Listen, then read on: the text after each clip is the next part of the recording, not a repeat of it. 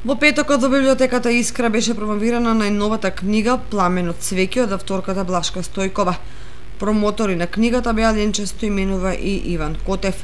Во книгата се зборува за семејството, за верата и традицијата.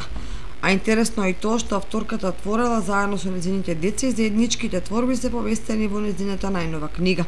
Се работи за промоција Пламен од цвеќе.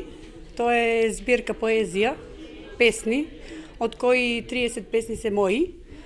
10 песни имам како гости се појавуваат моите деца Никола Стојков, Стефан Стојков и Марија Стојкова. Па песните се од со различни теми.